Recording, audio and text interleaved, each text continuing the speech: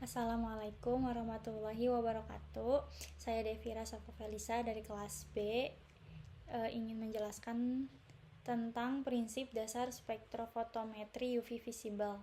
Prinsip dasarnya adalah interaksi antara materi, senyawa kimia, dengan radiasi elektromagnetik di daerah sinar UV ultraviolet dan visible cahaya tampak.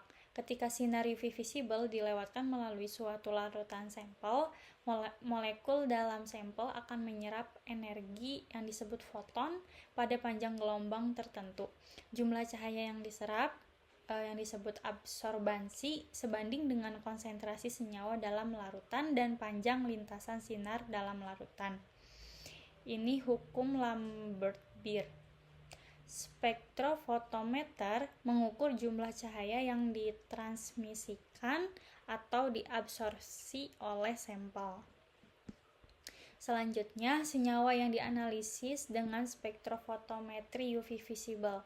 Senyawa yang dapat dianalisis adalah senyawa yang memiliki kemampuan untuk menyerap radiasi pada daerah UV 200-400 nanomikron atau visible 400-800 nanomikron. Senyawa ini biasanya memiliki ikatan rangkap terkonjugasi, sistem ikatan rangkap dua dan tunggal yang berselang-seling, misalnya pada senyawa organik seperti karotenoid. Gugus fungsional kromofor, gugus atom yang menyebabkan warna atau penyerapan UV seperti gugus karbonil, azo, nitro, atau cincin aromatik. Senyawa kompleks biasanya ion logam transisi yang membentuk kompleks berwarna. Contohnya kafein, paracetamol, vitamin, pigmen tumbuhan, klorofil, dan banyak obat-obatan. Untuk orbital sigma, pi, dan n. Orbital sigma, pi, dan n ini adalah jenis orbital molekul yang terdapat dalam penyerapan energi di daerah UV visible. Orbital sigma itu orbital ikatan yang terbentuk dari tumpang tindih orbital secara kepala ke kepala. Maksudnya sepanjang sumbu antar inti. Elektron sigma terikat sangat kuat dan butuh energi sangat tinggi untuk tereksitasi. Contohnya ikatan tunggal C dengan C atau C dengan H. Orbital pi, orbital ikatan yang terbentuk dari tumpang tindih orbital secara samping menyamping. Maksudnya di atas dan di bawah sumbu antar inti. Elektron pi terikat lebih longgar daripada sigma. Contohnya ikatan rangkap 2 atau rangkap 3. Orbital n non-bonding. Orbital yang ditempati oleh pasangan elektron bebas non-ikatan pada atom seperti oksigen, nitrogen, sulfur, atau halogen. Elektron n paling mudah dieksitasi. Contohnya pasangan elektron bebas pada atom oksigen di alkohol atau atom nitrogen di amina. Penyerapan UV visible biasanya melibatkan transisi energi dari n ke pi atau pi ke pi ke orbital anti-ikatan. Selanjutnya, faktor-faktor yang mempengaruhi pergeseran panjang gelombang. Faktor-faktornya: pergeseran panjang gelombang, lambda maksimal, tempat sampel menyerap paling banyak dipengaruhi oleh beberapa faktor, terutama pelarut, solvent. Pelarut polar dapat berinteraksi dengan gugus kromofor yang dapat menstabilkan keadaan dasar atau keadaan tereksitasi, menyebabkan pergeseran lambda maksimal. Contohnya, perubahan polaritas pelarut sering menyebabkan pergeseran lambda maksimal pada transisi n ke pi atau pi ke pi. Struktur senyawa, substituen, dan konjugasi.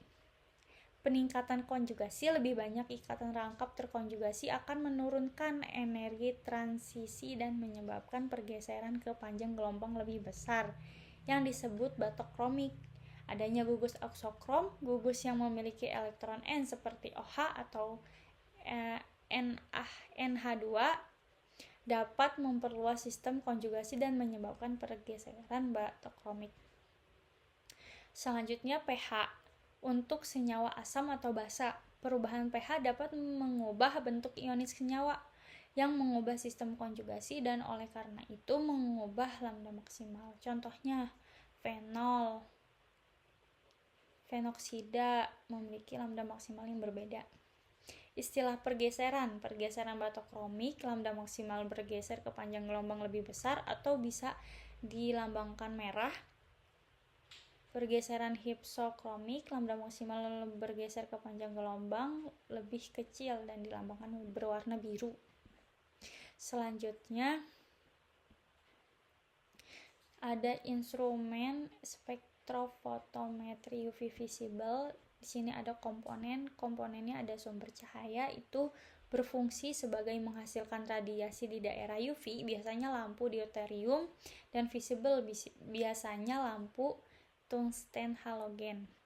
Monokromator fungsinya memilih satu pita panjang gelombang sempit monokromatik dari radiasi luas yang dihasilkan sumber cahaya terdiri dari prisma atau kisi difraksi. Sel kuvet, wadah transparan biasanya kuarsa untuk UV, kaca atau plastik untuk visible untuk menampung larutan sampel dan larutan belangko. Detektor mengubah energi cahaya yang ditransmisikan melalui sampel menjadi sinyal listrik, contohnya tabung fotomultiplier.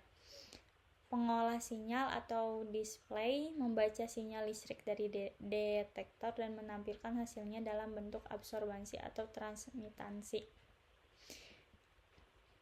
Selanjutnya, prinsip dasar analisis kualitatif dan kuantitatif.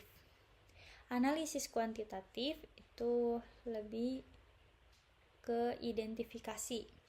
Prinsipnya mengidentifikasi senyawa berdasarkan spektrum absorpsi khasnya.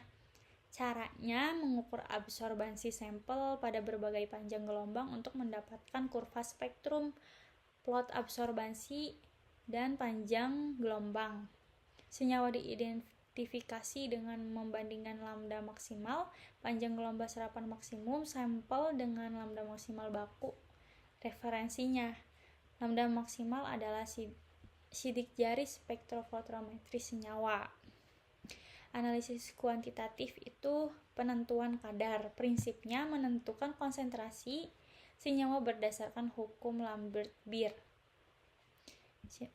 Rumusnya, absorbansi sama dengan koefisien serapan molar dikali panjang lintasan dan dikali konsentrasi.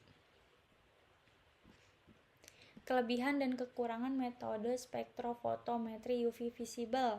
Kelebihannya, cepat dan mudah, prosedur analis relatif cepat dan mudah dilakukan, sensitif, dapat mengukur konsentrasi dalam jumlah yang sangat kecil, selektif dengan memilih lambda maksimal yang tepat. Metode ini dapat cukup selektif untuk senyawa tertentu.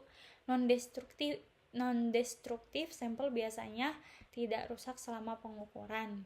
Biaya relatif rendah dibanding beberapa metode instrumental canggih lainnya. Biaya instrumen dan operasional relatif lebih murah.